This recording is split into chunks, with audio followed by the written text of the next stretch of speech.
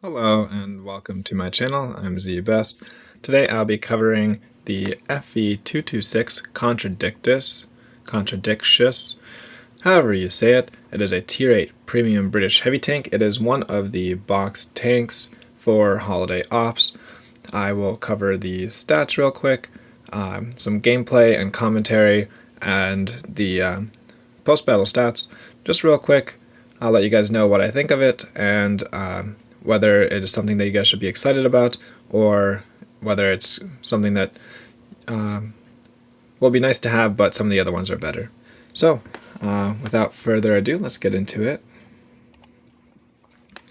So, taking a quick look, this is the loadout that I ran. Honestly, I don't think I even had the field mods on there. So, I ran V-Stab, Vents, Turbo, and Vents Directive. With food, of course. These are still the old crew skills, but this is essentially what I was running: BIA, Recon, Situational Awareness. With that, DPM is around 2300. It's reasonable. There is no rammer on this tank, so 9.5 seconds is about the best you can do. That's why I'm running Vents and Vents Directive to maximize the DPM. Aim time is very good. 1.89, and the dispersion is 0.31. So for a heavy tank gun, it is very good. For the top speed, however, it's only 41, and the reverse speed is only 15. And both of these numbers are with turbo, which means it is slow. As for the armor, we'll get into that. It's reasonable, has 10 degrees of gun depression, makes the armor even better. View range with this loadout is only 436. If you do get your field mods up, though, it does go up to 448. So overall, solid all-around tank. Now, if we look at the armor, you can see what I was talking about. The hull armor is pretty much going to be an auto pen for most tier 8s and 9s, especially if you switch to premium, just all the way green. Side scraping, you can honestly get a decent side scrape angle on this, which means that the hull is not going to be penned very easily. It's going to be a lot of auto bounce. Your lower plate might get exposed if you're doing this, and then of course you have a cupola, so if you are using a wall over here, then you can hide it. Overall, the armor is pretty good. Lower plate, of course, is a weak spot. If you're above, the upper plate's a weak spot.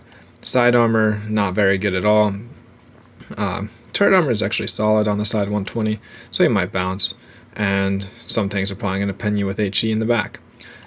Now, the turret, like I said, is actually quite good. This is only going to be penned by tier 10s, high pen tank destroyers, or tier 10s firing heat, especially when using gun depression. Cupola is an easy pen, though. Now, the reason I wanted to go over all of that is because this thing has a special mechanic. It is double-barreled, but the salvo mode works very differently than the other double-barreled tanks, because you can go directly into it. It heavily impacts your accuracy. Essentially, you'd never want to snipe in this if you are using the salvo mode. This is only for close range. Like, your accuracy becomes worse than old artillery. Not even new artillery. It's worse than the old artillery. It's terrible. And your top speed only becomes 25. So basically, you slow down, your accuracy is awful. This is only good for a close range brawl. And even then, if you're trying to shoot for weak spots, just go for the single shot. It's so good.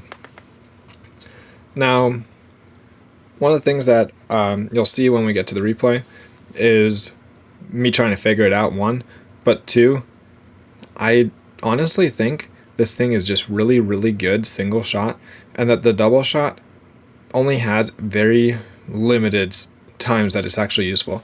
Like, if you can only poke once because of your HP, maybe it's okay, but at the same time, with that terrible accuracy, I don't know. So, without further ado, we'll get into the replay.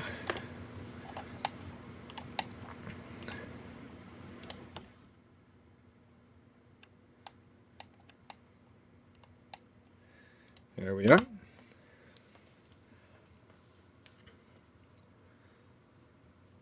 So as we're getting into the fight, I'll let you know a little more about my thoughts on this.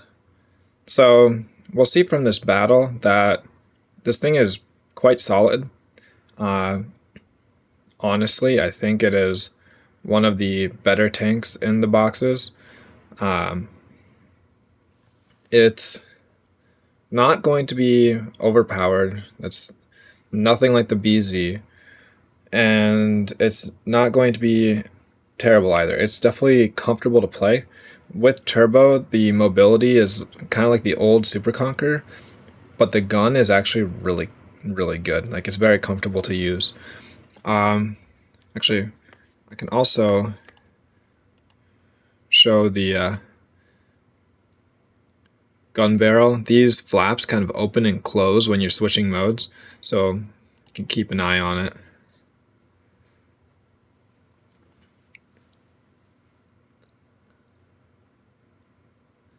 Now, you will see me fluff some shots because I just learned how this mode works. And like I said, this is actually my first battle, so now I don't know if that second shot missed or if I fired too early. I wasn't entirely sure about that, but whatever the case is, when you fire your double shot, you have to wait for the entire reload before you can actually fire even single shot. So if you fire a double shot, you have to wait like 20 seconds before you can fire a single round, as opposed to like with the Russian heavy tanks like the ST2, IS-3 version 2. Like, if you fire a double shot, there's like a 3-second wait and then you'll reload a single shot. This is not how that works. Now, if I was in a single shot right there, I most likely would have penned the Skoda right there multiple times, but I was in the double shot mode.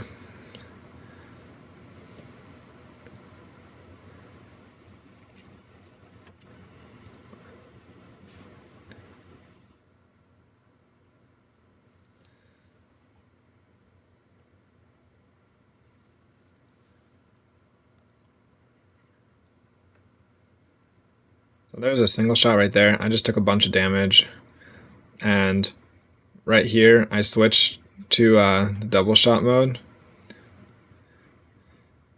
which honestly might not have been the greatest idea. But I was kind of lucky that both those shots hit the cupola.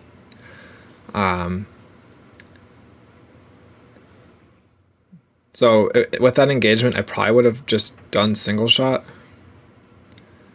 or at least done it where I could hit the upper plate. That cupola shot was just risky.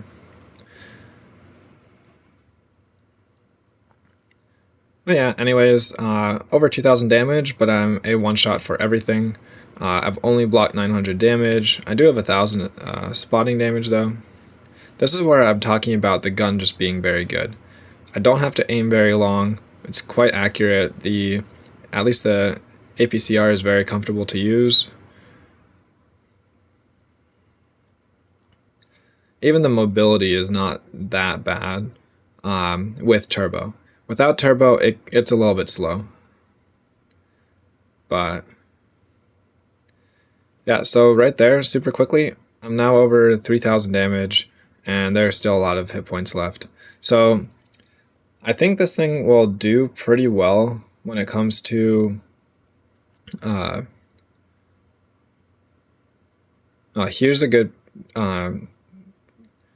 time where a double shot's useful, but I don't know where else I would use it. But this is what I'm talking about. You have to wait 20 seconds for your shots to load now.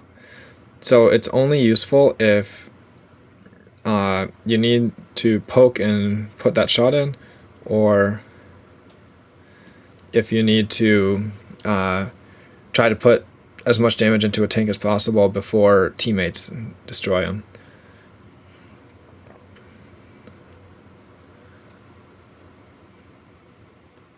So if I was only a single shot tank, or if I fired single shot, mode against that ISU. Yes, it took me like 3 seconds longer to aim, but I only would have put 1 shot in. I was able to put 2 shots in right there. So that's one of the few times where it's actually useful. Every other instance, I think it's most useful using the single shot, and the single shot is so good. Like, the gun is honestly quite phenomenal.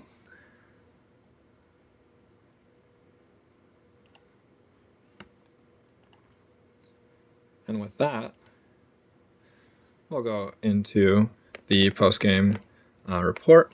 So this was 5,400 damage, 1,200 assist. Oh, so here, 17 of 17. So it looks like I did bounce the shot off of the T29 with that double shot. I don't think it's worth firing double shot any further than when I was firing at that T29, because you will miss a bunch. Like, your accuracy degrades to a third of what you were doing before. Team really didn't do anything else. The armor on this thing, hold down, is going to be very good.